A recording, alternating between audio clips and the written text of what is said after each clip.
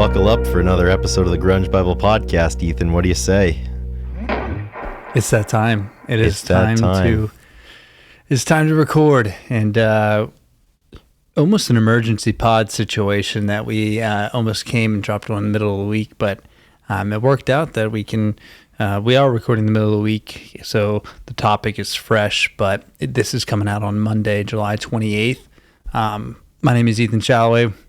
Got Chris Salona here. Yeah, we do. And, well, first off, Chris, how are you doing, man? I'm good. I've got a pretty busy week. I'm kind of sandwiched between a couple of busy events going on in my life. I have like 2 days of normalcy in between. This is the final day of normalcy.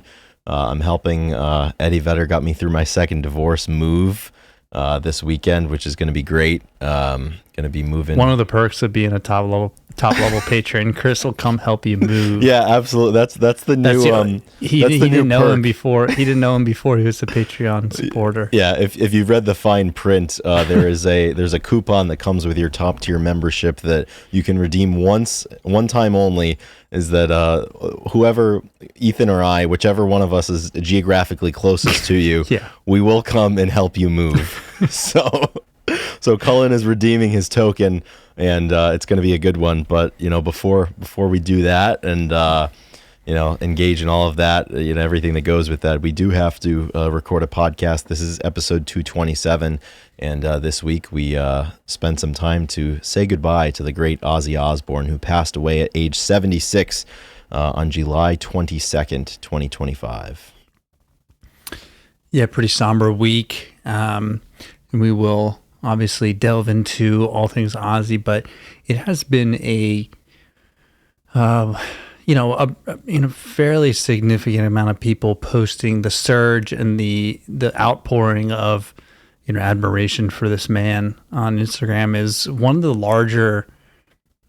I think we were talking about it. It's kind of a larger display than I remember for anybody of the last couple of years. It seems like. Yeah, I don't know, and maybe this is just recency because this one just happened, and I guess in some respects it was unexpected because they just did the Back to the Beginning show on July 5th, so was that 17 days or something? But yeah, the reaction to this has been universal, and as I remarked to you yesterday, Ethan, even friends of mine in real life, when the news broke that he passed away, everybody's sharing Black Sabbath or Ozzy songs on their stories. I saw probably about 9 or 10 throwback photos of friends of mine who dressed as Ozzy Osbourne for Halloween when they were, 8, 9 years old. And it seems like one of those instances where somebody's passed away who impacted just about everybody who considers themselves to be a music fan. And it's just one of those that makes you stop and take stock as to, how big of a movement he was at the center of, and just how all-encompassing his impact was, and Black Sabbath's impact was and continues to be. Yeah, so with big stars, I mean, there's famous people, and then there's mega famous people, and there's I don't know, the word's probably tainted, influencers. They influence people in their not in the context of social media, but just in the context of the icon stage. Go past being famous, and then you're Brad Pitt famous or something like that. And Ozzy, he moved into the the Jimi Hendrix, the Beatles, the John Lennons, and the Elvis Presley. He transcended just about everything since Black Sabbath formed. He transcended every era, just about every genre, even just about every type of music fan, every person. There's some sort of overlap with something that Ozzy did. Even people that are just fans of reality TV, as we were talking about before we came on air. Ozzy has been everywhere and done everything. And one of those instances, somebody's passed away that I think everybody knows about. Everybody knows who this man is. Exactly. He wasn't just the lead to a metal band in the 70s and 80s. He took it to he improved on his brand and was the Osbournes and Ozzy and Crazy Train, and it was bigger and his influence was just massive. And Yeah, I think that's why. Like he's a household name, like Ozzy Osbourne, and it's everybody has a story or knows of him. So I think that's definitely why it's. And then there's like the OGs and the people that grew up and saw the impact that he made in the early '70s, and like as we'll get into, I mean, I saw it described as, Black Sabbath was the big bang that gave us heavy metal. Like it was what came together. Like Ozzy, like he really was the godfather of metal, and everything that came and influenced the music that we loved. And a lot of the people nowadays, I mean, they're still like huge fans. I mean, so there's hearing a lot of stories from the people that like grew up with him and when he was young, or they were, 10 years old in the 80s or something like that. I mean, that influence, those stories are really pretty great, to hear and to have the opportunity to hear in this time of mourning. Yeah, 100%. On the day that he passed away, I put a couple of posts out, and in one of them I said, whether you know it or not, Ozzy Osbourne and his music, it changed your life because it had a direct impact on the music that you listen to if you follow Grunge Bible for any level, any capacity, whether you're just an Alice in Chains fan or you're a fan of the whole scene. I mean, these guys, Ozzy and Black Sabbath, back in the 70s, they created something that has continued to influence and inform, I would say the vast majority of the stuff that I listen to, right. Because it's not just the impact on grunge. It's obviously, the creation of metal for all intents and purposes and every offshoot of it. And, the stoner rock that I hold so dearly to my heart and that I've held so dearly to my heart for the last 4 or 5 years, these landscapes would not look the way that they looked without him and without the projects that he was involved in. So, it's definitely it's a big loss, and people throw around the word legend all the time now with everything, but I can't think of a more appropriate deployment of that term than with Ozzy. Yeah, right now, absolutely. Yeah, he was in fact a legend. He was for a so legend, many reasons. Dude. 100%. Yeah, I mean he lived to be 76. I mean. Had a lot of life in those 76 years. Yeah, he made it. I mean, that's a full life. I mean, and then 50 of them were in music, longer than 55 years, 57 years. I mean, he's been playing music his whole life. So we'll get into it a little bit more. Just obviously, really, happy and what's the right word? I don't know. Just happy that they were able to have this concert a couple weeks ago, and I think that is it adds this effect to it all that I think really, because I think people were talking about it for the last 3 weeks, and it's one of those moments that it all comes together in this like just haunting, chilling, beautiful like display, and that definitely heightened the. I don't know, the news that broke. Yeah, so everybody's been thinking about it. We talked about it a couple of weeks ago in the aftermath of that Back to the Beginning show, in the sense that, this was important to so many people, and somehow now knowing what we know that, with Ozzy Osbourne's passing, it's even more important that event occurred. And I can only imagine, I can't in good faith begin to profess that I have the metal chops to be able to have the most informed conversation about, Black Sabbath's history or even Ozzy's history or anything like that. But, you listen to the people that do, and how much that group meant to people and how much Ozzy meant to people.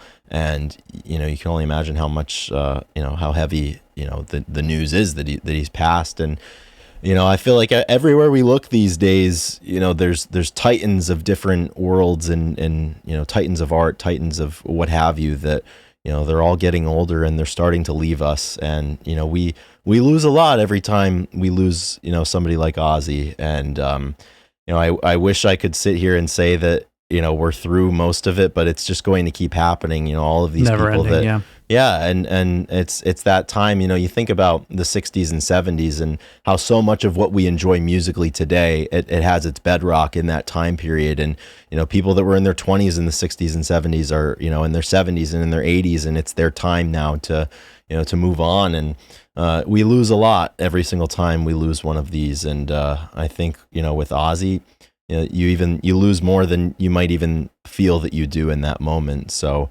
his impact will continue on forever, unequivocally. So, I look forward to having some conversations about our feelings about him and the impact that he had on us.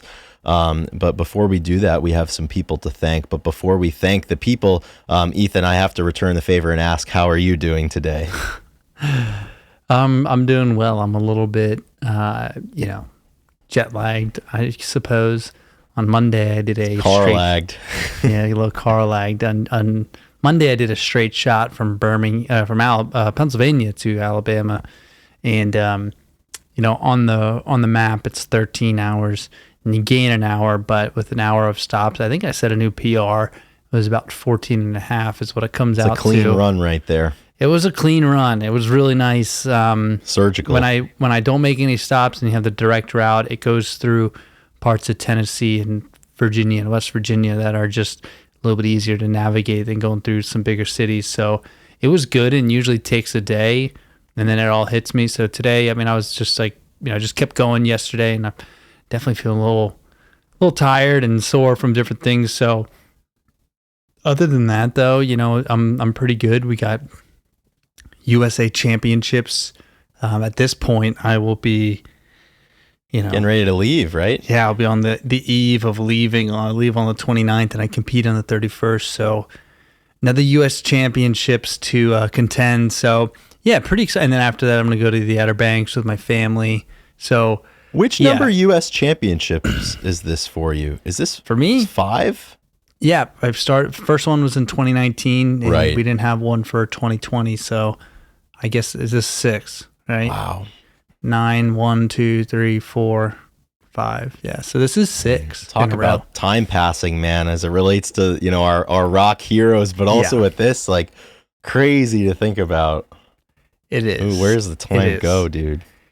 And I was talking to my training partner Kurt, and we were talking about USA's, and this year, like, as we get older in the sport, people retire and whatnot, and now we are definitely the elder statesmen at 30. A lot of athletes in this sport are younger, and I look at the list of people that are going to be at the meet, and I'm like, phew. Or last week was at Jab Fest. We were looking at, it had all the birth dates. Yeah, the like year you were born. 03, 02. And and there were only 3 kids born in the 90s. There was one, Tim Glover. He had a 90 next to his name. Mine was 94. Jacob was 94. And then it was like a quick jump, maybe a 99, but then it was 2000 and above. Like those 2000 kids are 25. Dude, and you started competing. You competed against more than a couple of guys who, were born in the 80s when you started. And 100%. The passage of time. So it's interesting. So like, I'm excited. I think there's a lot of opportunity, and for these kids, it's like their first U.S. championship. A lot of them, and it's a later one. And and he said something to Kurt, and I was like, or he said it. He was like, it's hard to say it like this because it's really important, but it's just another meet. Yeah. And I was like, yeah, man, it's just another U.S. championships. Like it's just at this point, like we know exactly what to expect, and we've been there. So like, I'm excited. I'm not, there's nothing new going to happen here as far as like what to expect. We just it's a business trip. So yeah, it's exciting time these next 2.5 weeks. This is like, this is the excitement, right? You train all year. I remember last year, I made the final, and I remember texting my brother or whatnot, and just because there was a day between the final and you get to like celebrate, and there's just like so much excitement and anticipation because anything is possible, right? Mm-hmm. And like during the training years or training, you get to look forward to it, but when it's like actually happening, it's like, okay, now like anything is in play, and you get to really feel like, it can be really emotional. That's the opportunity, and that's the feeling that you train for. Yeah. That's what I mean. Yeah. So this is like, I'm just going to soak it all in and have a lot of good feelings at the end of it. And if I don't, then you won't hear me on the pod anymore. I'm done. That's it. We're out of here. Yeah. So it's exciting, and it's good. So I got a weekend here to chill, and I'm looking forward to it. I can say that. Yeah, you're loading. That's for damn sure. That's right. Excellent, man. Well, a lot of good things on the horizon here. But as it relates to this podcast, we do have some people to thank. But before I get into the list, we did receive some communication from our most recent top tier Patreon member, and that would be Looking California, Feeling Minnesota. So we got a lovely message from them. And they went on to say, well, guys, I caved. You both rock. I always enjoy hearing your music discussions and decided to put my money where my mouth is. I'm a 25-year-old from Long Island, New York, and I have been appreciating and playing music my whole life. I'm a music connoisseur, and I am so deep in that I can't imagine a life without music. To quote the king, I've come too far, and I don't know how to get back. I'm sure this dude will still be releasing songs from the grave 50 years from now. Absolutely right there. Looking California, Feeling Minnesota goes on to say, I've been following GB on Instagram for several years, listening to the pod for about 2 years. Your weekly mood boards on Instagram are hilarious. I first discovered grunge around middle school with Nirvana, but really doubled down soon after. The grunge genre and the Seattle scene always captivated me. Music was the best outlet for all of that angst and rawness, and it really holds up. It's also interesting to see how those groups and members evolved over the years. Each of the core four sit high on a shelf in my library, especially Chris Cornell, the glue that links so many groups. Also a huge Floyd fan. Glad you guys talked about coming back to life. Man, that intro solo rips. Enjoy a shitty coffee on me. Cheers to more years to come. P.S. I'm coming for you, Abraham. So the gauntlet's been laid down. The shot heard around the world from Looking California, Feeling Minnesota.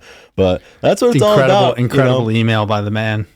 You never know. You never know who's going to join the Patreon. Sometimes it's people that grew up and got Nevermind in '91 when it came out on CD or something, and other times, this might be one of those rare instances where a new Patreon member is younger than both of us, being 25, which. We're not all of us anymore in our 20s, Ethan, but it's good that that we get some youth involved in here, and perhaps it could be in the works that we might have a new top Patreon dog here soon. So we got to earn it with these next couple of episodes here and put out some good products. So Looking California, Feeling Minnesota decides to climb the ranks and maybe knock off the top dog. Yeah, that's a great email. That's what we look for. I love how most of them start with like, "All right, you guys got me. I caved." Like, they all can't deal with this anymore. Like we're just waging the great war of attrition with trench our followers. Warfare, man. Like, yeah, that's it. I was just someone came over, a family close friend came over to the house, and I hadn't seen him in like 15 years, and he like grew up with my parents, sang in their wedding, and he was talking about starting a podcast. So. My dad was like, "Oh, Ethan has a podcast." We started talking about it, and he had some ideas, and I was telling him some stuff, and I was like, "Yeah." I was like, "We have a Patreon," and actually, I can't remember how it came up. Oh no, I was like, "Yeah, we got a new episode drops tomorrow," because he was like, traveling, right? And I was like, "Yeah." Somehow I got into it. I was like, "Yeah." With our supporters, sometimes we ask for help. Sometimes we explain our gratitude. Sometimes we threaten them, and I was like, right now we're in a threatening stage where if you guys don't pay us, we're gonna quit. And it works. Each tactic has worked. We don't really have it. We don't really have one that we like more than the other. We just bounce around. And right now it's like, yeah, man. If you've got a lot of tools in the toolbox, you'd be a fool not to use all of them. So, we try to deploy each tool at the right time, and I feel like we've been able to do that appropriately over the last 227 weeks. But yeah, it's funny still to this day, you interact with people and, you tell them you have a podcast, or what happens to me sometimes now is that people that have known for a few years, maybe 3-4 years that we did this, that we're doing this, they're like, how's that going? You guys still doing that? I was like, yeah, we are, man. We haven't gone anywhere. We're still here week after week after week. So, and we're able to do that thanks to people like Looking California, Feeling Minnesota, who joins the following individuals on the top tier. So for now, Abraham is the cutest bass town ever remains at number 1, followed by Crackerman, and the rest of the top tier are Black Hole Sean, A Bit Dusty, Doug Endy, Gochu John, Eddie Vedder got me through my second divorce, who, as we said, is redeeming his one-time only moving token. Thank God it's not me. Seriously, dude. Well, you better watch, man. Hey, you're driving too, right? Oh yeah, yeah. It says in the fine print that Chris will drive. I will drive.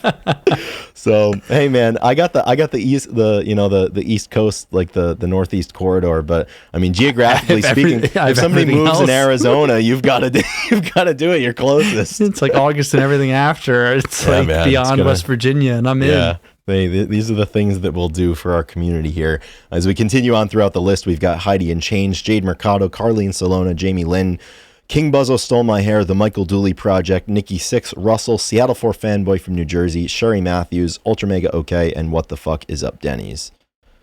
And that's our list. That's our list for now. It's going to change this week. I can feel it. Well, we just threatened them again, so it better change. Yeah. And I mean, yeah, there's, like I said, there's a war for that top spot. So yeah, there is. My dad, in classic fashion, he always has these ideas. He's like, if you just tell everybody, if everybody gives $1, we'll never ask for money again. That's it, man. If every follower gave $1, we would be good. Well, it is funny too, because that's not the first time that we've heard that, and it's a great idea. Don't get me wrong. Idea. Yeah, but the amount of times I've had people that come up to me that know about Grunge Bible or know about the podcast, and they're like, I have an idea that's gonna knock your socks off. I'm like, all right, man. Like, what is it? They're like, how about you just ask everybody for $1? And he's like, even if only 30%, even if 10% convert on that, that's $100,000. And it's not that simple. Yeah. I mean, I guess we could try. I mean, the conversion rate would be so small. Like, I think if we did that, we kind of do it for beer, right? Yeah, just on our birthdays, though, which there's honor in that. Right. It's not a shakedown. That's what I'm saying. Like, we've done it before, so we know how many people will actively participate in something like that. Yeah. If we went out and said on Instagram, hey, if everybody gave $1, we'll never ask for money again, I think that we would end up with $75 at the end of that day.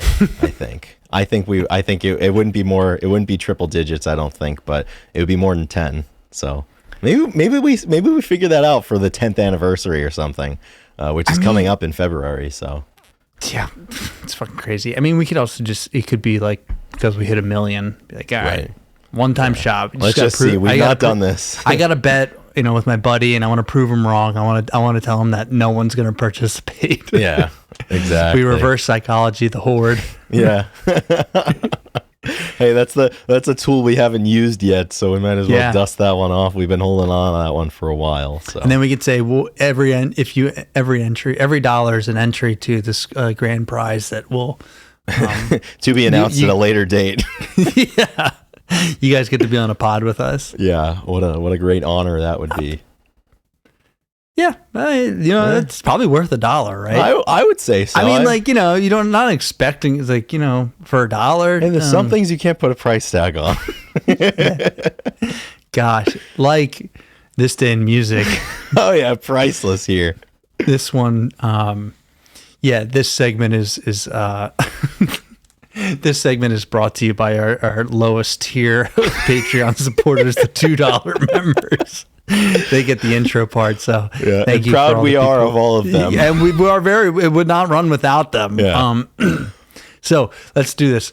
We are going back, though, a good 275 years to when the great Johann Sebastian Bach passes away. I'll never forget age 65. News. I'll never. So he was 1750. So he was born in 1685, and crazy. Who knows where the time goes? Who knows where the time goes? I mean, this isn't running for the. I don't know what the oldest date. Do you by chance? I mean, if anybody would remember, it'd be you. It's rare that we go before 1800. That's for sure. I know Mozart sometimes makes an appearance, but I don't know that we've done Bach before, and I don't know that we've gone as far back as 1750. So this is a new PR. This one's special. So it's all those out there who are still in the mourning process. You know what they say, that the first 275 years are the hardest. So with our respects to Johann Sebastian Bach on the anniversary of his death. Respectfully. Yeah, very respectfully. Also respectfully, we're going to catapult forward to the year 1954. And, never far from our minds, the king himself, which was quoted in the message that we got from Looking California, Feeling Minnesota. But on this day in 1954, Elvis Presley's first ever interview in a news article was published in his local paper, the Memphis Press Scimitar. And if I had more time and if I was a better co-host, I would have attempted to dig up that interview and see what exactly the king was talking about. But we'll have to leave that maybe for another time, or if we're still doing the podcast the next time, July 28th is a Monday, we'll get into that perhaps. But very important nonetheless. He's in print here in 1954. He's done it all, man. He's done it all. He's done it all, dude. Moving to 1973, we have Deep Purple releasing Smoke on the Water, which is, as everybody knows, the perfect song to learn on bass or guitar when you're first beginning to learn an instrument, or maybe you have no desire to actually play, but you want to. But it's just sick ass song, and I remember like hearing it and not really realizing that it was actually a song. I just thought it was like a riff, And when I heard the whole song, I was like, "This is weird that it's like a full song." Like I just imagine people playing like the beginning. But yeah, so happy anniversary to Smoke on the Water. Turns 50. I'm bad at math. I'm gonna hang you out to dry on that one. No, 57. Quick math. Excellent. There we go. We have college degrees, so we're deploying that tool now. This one's fitting. On this day in 1987, Ozzy Osbourne performs at the Wormwood Scrubs prison in London, England, which, as I'm finding out, is one of England's most notorious prisons. Also, fun fact about this show, it was, at the time, 19-year-old Zakk Wylde's first show with Ozzy Osbourne. And Ozzy remarked on this event saying it was, quote, his last good memory of the 80s. So tells you all you need to know about this man, the legend that he was. This was in 1987, and I guess the end of 87, 88, and 89 were a blur, to put it lightly. Yeah, the last good memory, that's, I don't know. Does that mean that nothing else was good, or that's just the best memory he has? I don't know. Yeah.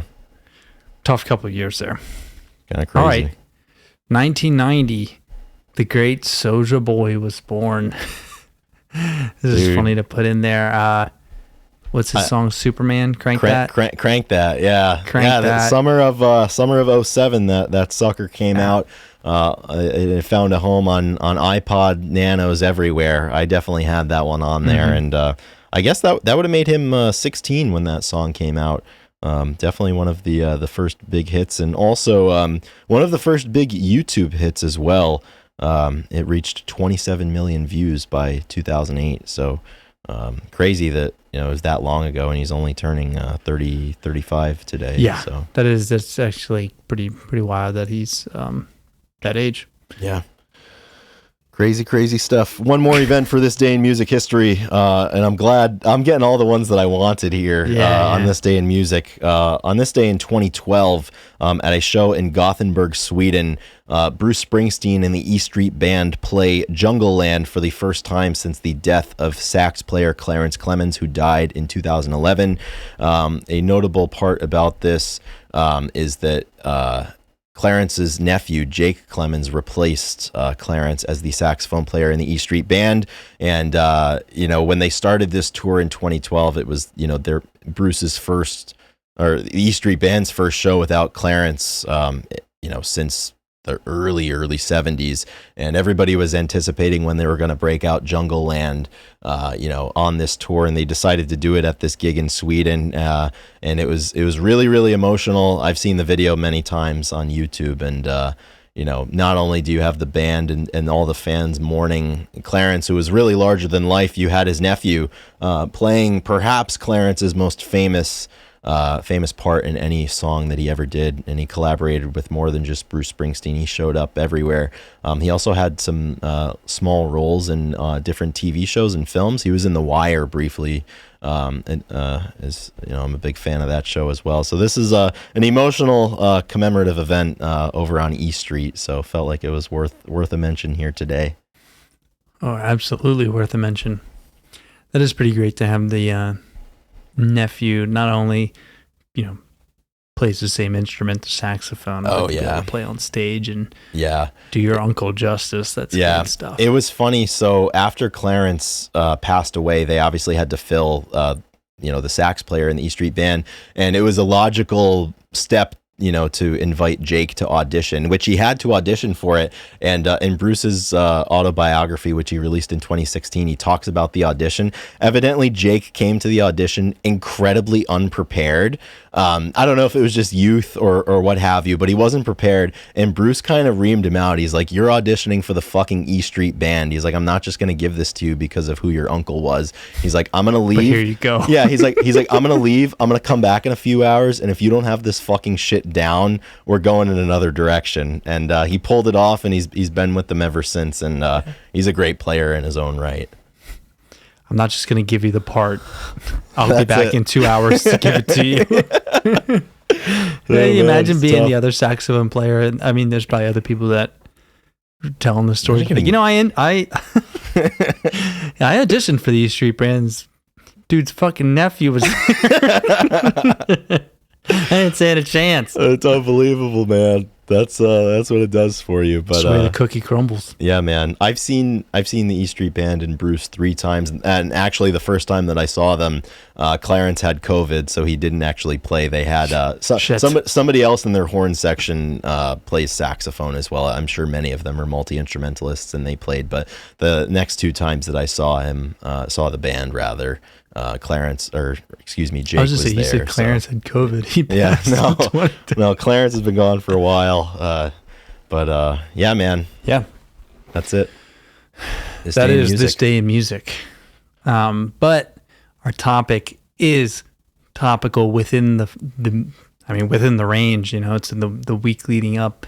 As we said, we're going to be talking about Ozzy Osbourne, obviously passing away on July 22nd. So just 6 days before this episode. And yeah, like we said a little bit before, he was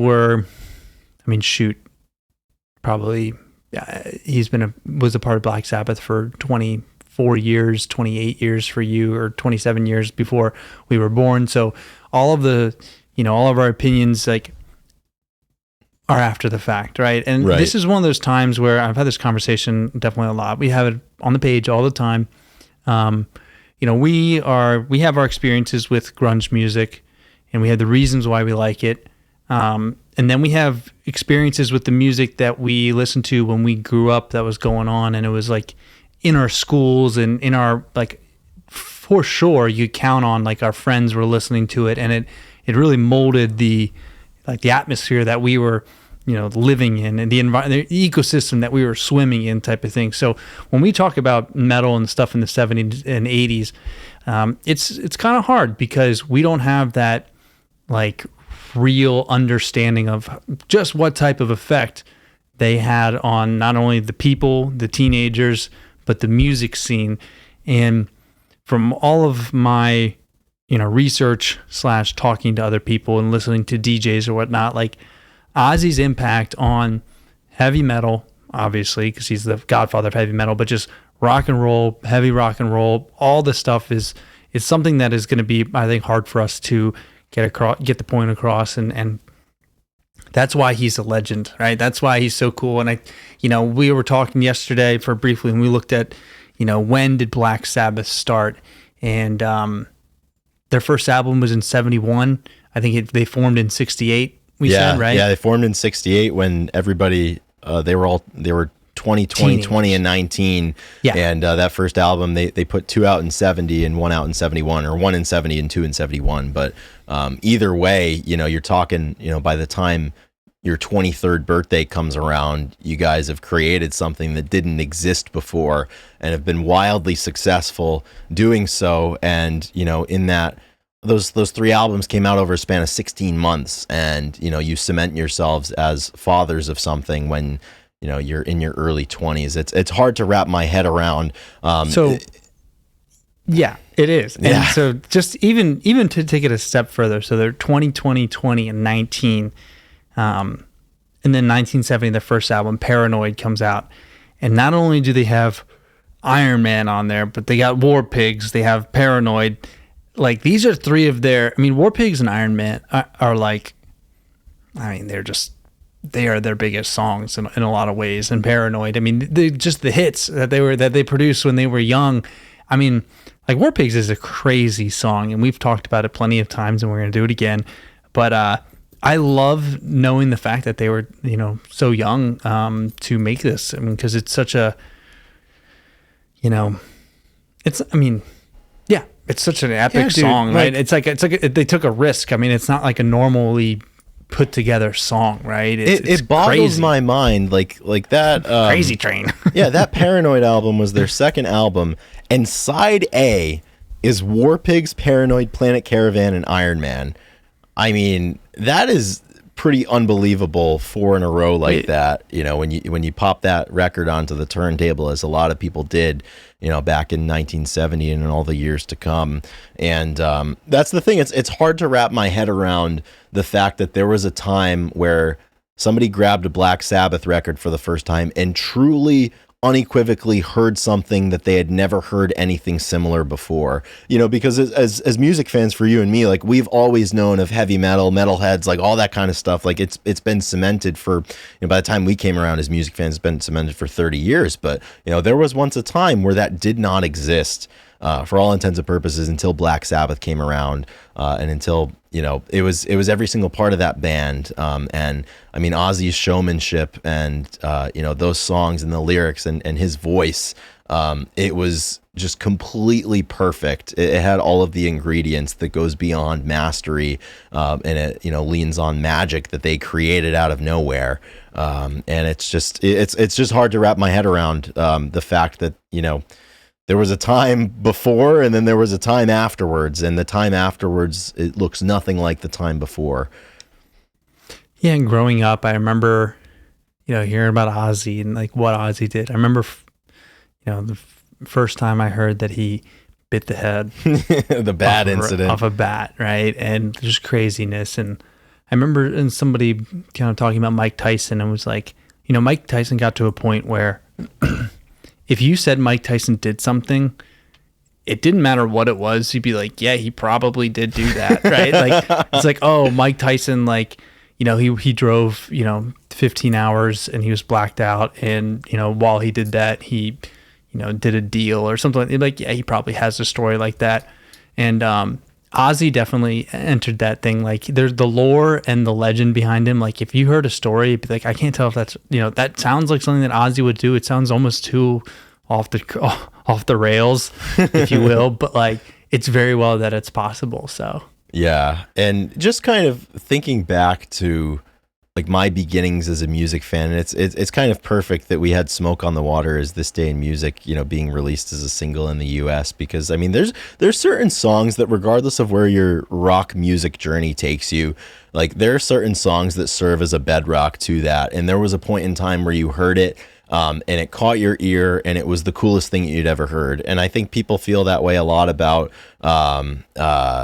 the Deep Purple song Smoke on the Water, like I just said, and like you pick up your guitar for the first time and you play that, and the first time you hear Iron Man or the first time you hear Crazy Train, and you're like, this is the coolest thing in the world. And like I very vividly remember that happening to me with quite a few Black Sabbath songs, quite a few Ozzy songs. Like it must have been, I think 2008. I was in 7th grade, and like the band craze was starting to hit my friend group, and everybody was asking for guitars for Christmas, and it was the cool thing to like get your guitar and like learn a little bit so you could go and play with the other guys that you were friendly with. And like you're all getting into the, you hear Welcome to the Jungle by Guns N' Roses for the first time, you're like, holy shit, that's so fucking cool. And then you hear some of the Black Sabbath stuff, and I remember my buddy Josh, it was my friend Josh, my friend Steven, and my friend Nick and myself, like we were all getting into that music together. And by that point, Josh was like the most when I say the most advanced, we're not, getting into virtuoso levels here, but he had been playing longer he could than play Sweet Child of Mine. He was playing longer than anybody that I knew was playing. And I went over his house one day after school. He lived right up the street from me, and we went in the basement where he had I think he had a drum set, he had keys, and he had a couple guitars and whatnot. And he turned the amp up and he played the lick, the riff for Iron Man, and I was like, holy fuck! I was like, I would do anything to be able to make that sound with a guitar. It's just mind-boggling. I think everybody has those stories about songs that Ozzy Osbourne was involved in, and I remember that vividly. And I mean, shit, anytime you go to a sporting event or you turn on the football game or something, you hear Crazy Train, you hear Paranoid, you hear these songs, and there's no substitute for that feeling that you got the first time you heard some of these things. It really just rocked your world. And none more for me than War Pigs, obviously. That was the song, as I progressed in my athletic career, hammering, trying to hit it hard in the weight room and whatnot. And, when War Pigs comes on, it's like, all right, it's time to buckle down. And, without being an aficionado of Black Sabbath or of Ozzy, there's ways that these bands and these musicians, they touch you in a way that, not everybody who picks up a guitar is able to do, and not everybody that sings into a microphone is able to do. Right. Yeah. One of the earliest memories when I first started playing drums, and maybe I've shared this story, but I remember going to Bachman's on Main Street in Boyertown, and it was a guitar school, but you had a guy that taught drums, I mean, there's always, they teach all the instruments, but I remember going back there and it was I think he learned a little bit, but I think I had enough. And he's like, all right, well, he was just an old rocker, just all right, so I want you to pick a song to play and we'll learn it. And I don't know, I might have came in and I was like, I didn't pick a song. He's like, all right, we're learning Crazy Train then. It was it wasn't even, I don't even, like I said, I don't even know if he gave me an option, or if he was just like, this is Crazy Train. We started playing it, and I just remember just have a core memory of having to learn that. It'd be the first song, and little did I know, but I mean, yeah, it was just a great representation of all right, you want to get into rock and roll, you want to get in drums, well, here's where you start. Crazy Train by Black Sabbath. Yeah, dude. And it was, it was great. And then as in the past year, I'm listening to some more of the live Crazy Train versions, and yeah, I mean, it has an awesome guitar solo in there, and it really is a fun. I mean, it's it's a song that you've heard a million times by now, so yeah, you got to think of it in its inception, the first time you heard it, and also the first time that it was brought to light was probably pretty special when they're doing this and they have this song. And yeah, and so much of Ozzy's music, even the stuff outside of Black Sabbath, had a lot of application into areas where you wouldn't expect a musician to make that much of an impact. I remember even when I was a teenager, I must have been 10, 11, 12, some of his solo songs, they ended up in video games that I would play. I remember, I think I Don't Want to Stop and Let Me Hear You Scream were both in various releases of Madden when I was a kid. And I just remember hearing those songs again, and I had to head over to LimeWire and try to find it and get it on my iPod, and just listen to it over and over again. And it's just, I mean, man, No More Tears, Mama, I'm Coming Home, Flying High Again, all of the hits, they were more than just hits. And in the similar fashion to, you say Ozzy Osbourne, and just about everybody on the planet knows who you're talking about. The same goes for his songs. You play those songs and just about everybody knows them and has heard of them. And that's not something that happens at all. Yeah.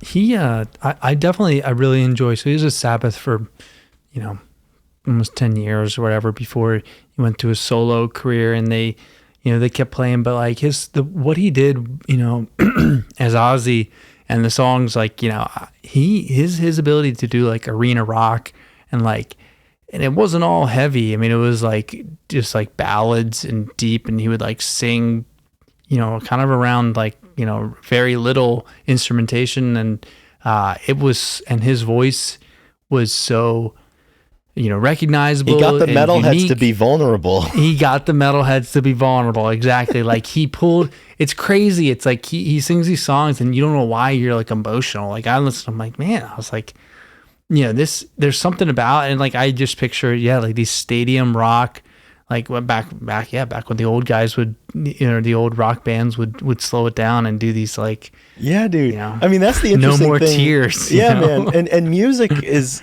music history and music fandom is just rife with infighting and like snap decisions that like, hey, like these guys are out, like we're not into them anymore, and like even people maybe snobby people about music, like I don't think I ever heard anybody like be out on Ozzy. Like even as he got into his 60s and 70s, it's like, yo, like this shit is really cool, and that's something else that does not happen all the time. And I mean, you had people like the hardcore metalheads, get down to some of his ballads, which is not something that they might have been used to necessarily because it's not the stuff that they normally listen to. But it's like Ozzy is one of those people where like if he lended his voice to a song, like it was worth your time, and chances are you liked it and you appreciated it, which is rare.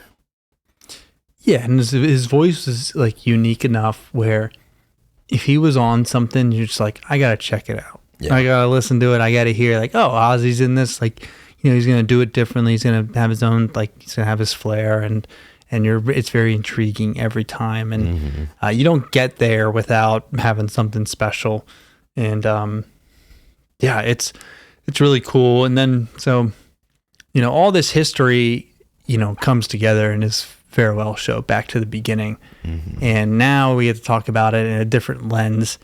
And obviously it's devastating that he's gone, but man, if I had to choose a way to go out and I was a rock legend and whatnot, I mean, it's literally like, I think about the Taylor Hawkins tribute show. It's like a tribute show when you're still alive. Yeah. And it's like if Taylor could have been at the tribute show that we played, it would have been it would have been so cool to see his reaction or like hear him talk about it or something. And like we basically got that with Ozzy. Like it's like a rare opportunity to attend your own funeral in celebration of life. Yeah, exactly. Like, and there's no way of knowing like when it was going to be, when his time was, but you could tell the way he was singing and like his voice was obviously old but cracking and like almost like tearing up, like the Prince of Darkness is like he's emotional about it because I mean you got 50,000 people coming out to see you after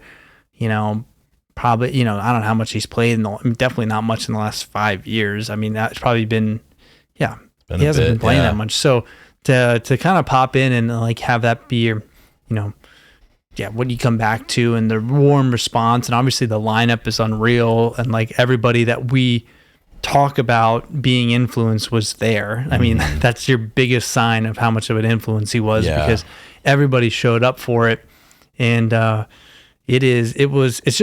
it's the perfect ending. It's like a movie. It's like the ending to a movie, and that was his life. I mean, it's crazy train of a life. Everybody who went through the gate that day, and everybody who went on stage to perform, the admiration and respect was palpable, and they all felt it. And in a certain way, the reverence they had for what was going on that day at that show on July 5th. You could feel it, even in the pictures and the videos that I've seen. And, we were texting briefly with Eric Lederman, who was there.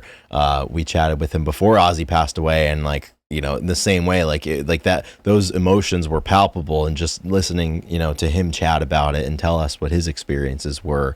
And going back to my point earlier, like how much it meant to somebody between July 5th and July 22nd, the ante has just been upped exponentially now that he's passed away. And it's just really special that he, obviously none of us know, what the medical prognosis was or anything like that, but it's really special, and it means more, I'm sure it meant more than words could tell, the fact that he was able to hold on and be there that day and give that show, and give a great show, with 2 weeks left to live. I mean, that's remarkable. Yeah.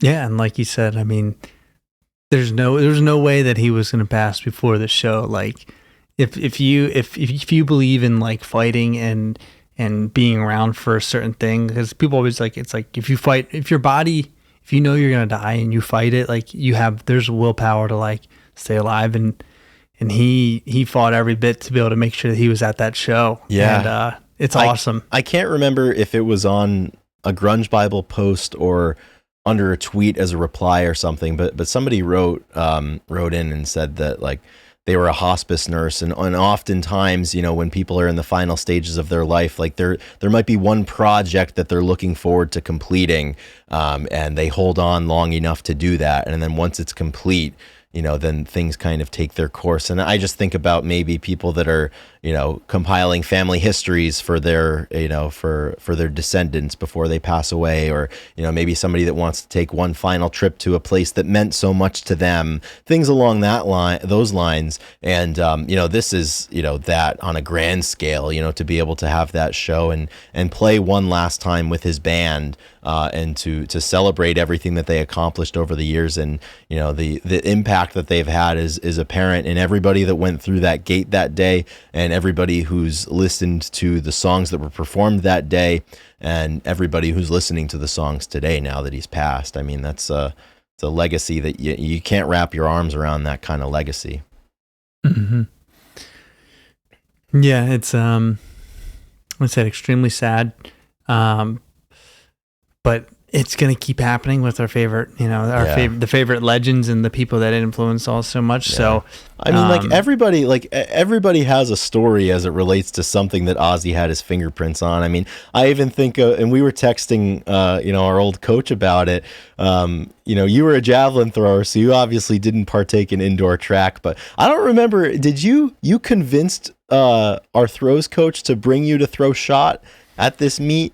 Yeah, what was it? A great story. No, I think that I was just talking to him, and he's like, "We're gonna bring you to the meet," and I was like, "What are you talking about?" He's like, "You're gonna throw." He's like, "We're gonna get you some per diem." He's like, "It'll be a payday for you." Like, he's like, "Don't you want to get out of class on Friday and travel with the team? Travel with the boys, yeah, man. Travel with the boys." And he's like, "Trust me." He's like, "You're coming with," and like he basically was like, "You want to be a part of it and like get some." You know, a little bit of per diem in this. And I was like, all right, yeah, I'm in. So we went to this indoor track meet and like middle of the season meet in Youngstown, Ohio. It was January of 2015. I think that was maybe my second or third meet of my college career, and your first indoor meet of your college career as a sophomore, obviously. It was great. It was a quick little first bus indoor trip. Meet ever. Yeah, quick little bus trip from Pittsburgh over to Youngstown. And if I remember correctly, it was a 1-day meet.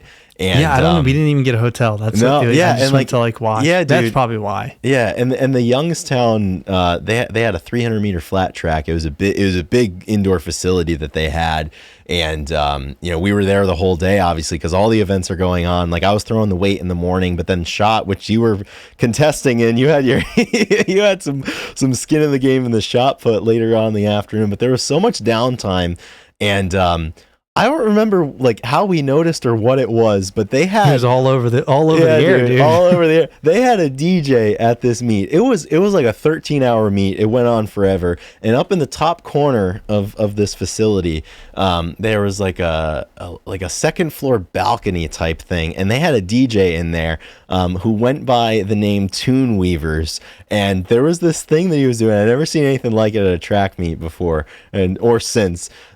Where, you know, he made it very apparent to everybody in the building. He's like, if you tweet me with a song suggestion, I will work it into the playlist of the day. I will play it. And like the week before, I think in the weight room, maybe Sweet Leaf by Black Sabbath had come on, and you know, we were instantly captivated, obviously, by the coughing at the beginning and just Ozzy's vocals with that "all right now" and just like, I mean, what a kick-ass song. So we requested that song more than once, and it was played each time that we requested it.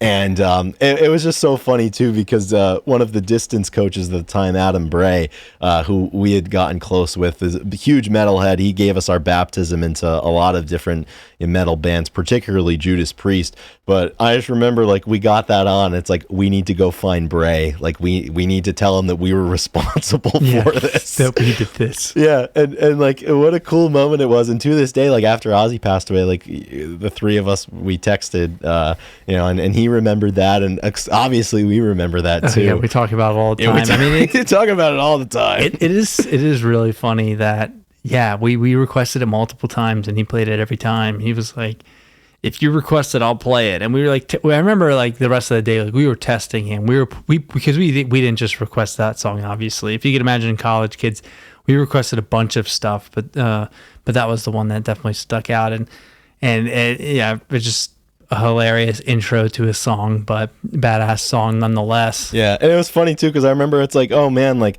this song's about pot. Like, is he gonna play it? Yeah. And he let that rip every time that we asked. He probably was up there like, these kids, I love it. Yeah. Like, oh yeah. You could. Yeah. He definitely. I just found Toon Weavers' Twitter page is still going on. Yeah, Toon Weavers, the bio, professional disc jockey / MC, wedding services for 42 years and counting, based in Youngstown, Ohio. So that was his home turf, man.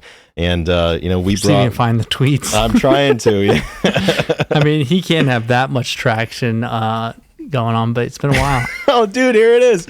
No way. 7:31 p.m. on January 21st, 2015. Ethan tweets to Toon Weavers, Sweet Leaf, Black Sabbath. And it has a couple. Oh my gosh. I would have bet all my money that you had tweeted them. Dude, I'm sure you did. Yeah. I wiped my Twitter account at one point, and I must have lost it to the sands of time, but yours is still up there, man. That is incredible. That's absolutely perfect, man. Over 10 years ago, 10 and a half years ago. Wow. But it's just but if you think about it, if he's up there, like he has a bird's eye view, so he probably played it the first time and saw all of us jumping up and down and like those are the culprits right there. Oh yeah, that's funny. But it's just like, and that's the thing, like the impact that musicians can have. It can be life-changing events or life-changing impact, or it could be something as simple as that. But it's like the memories that, regardless of the gravity of the interaction, like those memories persist. And I mean, somebody like Ozzy Osbourne created memories that lasted for millions and millions of people, and I'm grateful that I'm included in that tally count of people that his music impacted. Yeah. Don't feel left out on missing the crazy train that was Ozzy Osbourne. Yeah, man. So I just looked it up, Ethan. You came in 20th in that meet in the shot put. Did I beat Bruce Robinson? You did not. Bruce Robinson bested you by about 2 feet. You threw 12.32. That's 40 feet 5 inches in a round one throw. Bruce ended up throwing 12.91. Second round, 42 4 1/4. Let's see. Andrew Wells threw the shot. That might have been the last time Andrew threw shot at Pitt. He came in 8th at 13.88. And that's so bad. And then Jim Toth was leading the Pittsburgh men with a 4th place finish, 14.59, 47 10.5. And Dan Jordan. Yeah, I'm trying to find Dan Jordan here. Dan Jordan, you defeated Dan Jordan, our dearly departed friend, D1 Dan. He was throwing for Lockhaven at the time. He came in 27th with an 11 meter 36 throw, 37 3 1/4 inches, and that was the YSU Indoor Invite, January 23rd, 1 day only. It's funny that Chip, I remember being like, is Chris throwing? He was like, no, Chris is not throwing. The shot put? Yeah. No, I'd never thrown shot in my life. I know. But I threw in high school, but like, I threw in high school, but like, I'm sure you threw in high school too. I never threw the shot put. No, but I'm telling you, man, like that 12, I remember asking him, and he was like, no, Chris is not throwing shot put. Like, he was like, it was like not going to happen. It's funny, I was like, why not? The implement weight change from high school to college, and we're getting away from it a little bit here, but this is important. Like, the 25 pound weight to 35 pound weight, it's a tough transition. Same thing with the 1.6 to 2 kilo disc. Or even the 12 pound hammer, 16 pound hammer. But like the 12 pound shot put right at your neck to the 16 pound shot put is a pretty jarring difference with how heavy that sucker feels when it's up in your neck like that. So the valor that you showed to be down to do that and let it rip is pretty great, man. I mean, that was the mantra that Chip brought us up in. I mean, if you are called, you answer. There was no question or doubts. I said, hell yeah, I wanted to do the high jump too, I'm sure. Yeah. But he was like, no, just shot put. Yeah, dude. Oh man, that's so funny. I came in 6th in the weight throw that day. I threw 1662. 1662. Really getting that thing out there. Andrew ended up winning that meet. He won that meet. Yeah, I beat Bruce though, so and I beat Jim. Jim hadn't come into his own in the weight throw yet. But Dan Jordan also competed in the weight that day as well. But yeah, man, well, it's just distance. He threw where is he? He threw 1443, Jim 1463, Bruce 1597, I was 1662, and Andrew won the meet 2047. He won by about a meter. Nice. Wow. Oh yeah, memory lane. Yeah, dude, memory lane. But that's I mean, in its simplest form, man, this is what music is about. Like you have a fun interaction with a song, and you talk Ozzy about it, just you took smile us places right there. Yeah, we dude. just went all over the map because of one memory. And that's to say nothing of the the Girth Brooks 6 Instagram videos of him squatting like 320 kilos to War Pigs every time. And it was funny. I was just Ozzy passed away on the 22nd on the Tuesday. I went to the gym that night, and my coach is he's a music connoisseur as well. I walked in, and he's like, "It's a sad day today," and he started playing some Sabbath, and I was like, "Yeah, man." I was like, "It's like I remember like back in the day, like." Just blasting War Pigs, and he's like, Girth Brooks. I'm like, yeah, man. He's like, I did the same thing too. I was like, there are no original experiences when it comes to this stuff, but yeah, dude, it's just great stuff. So we'll definitely miss him now that he's no longer here. That's for sure. But we'll never stop playing his songs. No more tears. No more tears. That's what he would say to us, you know. So we are. Yeah, we're thankful for obviously the impact. There was a interaction between him and Youngblood, the artist, and you probably saw it, but Ozzy had given him a chain, or I'm sorry, Youngblood gave him a chain. They exchanged. Yeah, they'd become close changes in recent years. He gave him a chain, and Ozzy said, "If you need anything, let me know. I can do whatever you need for it in return." He's like, and Youngblood's like, "You don't need to give me anything. You've given me enough with your music. Like, that's all I'll ever need from you. So thank you." Wow. And it was very sincere. You could tell. And, that's how I feel right now. I mean, it's just like, we're just thankful, as we are on this page a lot. We're just thankful that we have so much music and memories and history. I mean, the tribute videos that you're going to see and all the stuff of going from the crazy stuff to the epic stuff to the just everything all in between. Everything. Yeah. I mean, so you're going to be able to see plenty of it and reminisce, and we're just thankful for that. It's an opportunity just to be able to practice gratitude, because I think we're all feeling it in different ways and for different reasons. So that's what it's all about around these parts in this community. Awesome. Well, I think that kind of wraps up. So Chris, for this week's Song of the Week, we'll do a Ozzy Black Sabbath. You have a song that you really enjoy, maybe you listened to in the last day or two, but something that you want, that is worth listening to right now. Yeah, I absolutely do. I gotta pick War Pigs. I just have to do it. Not groundbreaking, but there's a reason why people for the last 50 years have never grown tired of that song, so we'll add it to the list. It's a good one to be added to the list. And yeah, you have one?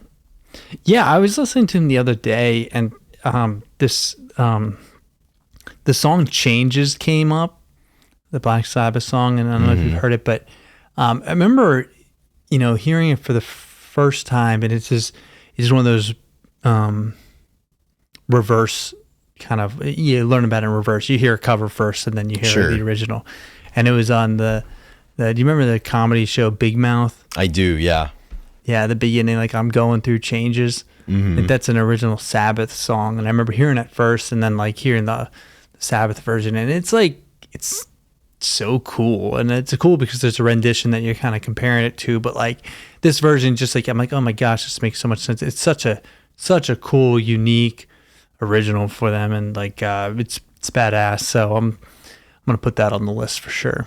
Absolutely, it's a pretty good list, man. Thank you, everybody, for taking the time to listen to another episode of the Grunge Bible Podcast. Make sure you listen to your Sabbath and your Ozzy, and thanks for bearing with us through what we have to say. So you better believe it. That's it. With that, we wish you a great week, and we'll be back next week. Maybe. Yeah, we'll check in August. Last episode of July is in the books. August and everything after is upon us. It is, man. I can't believe it. It's really wild. July, just like that. It's July 28th. Slipped through our fingertips again. Mm-hmm. All right, guys. Stay heavy. Rock and roll, guys. Stay motherfucking heavy. Yeah.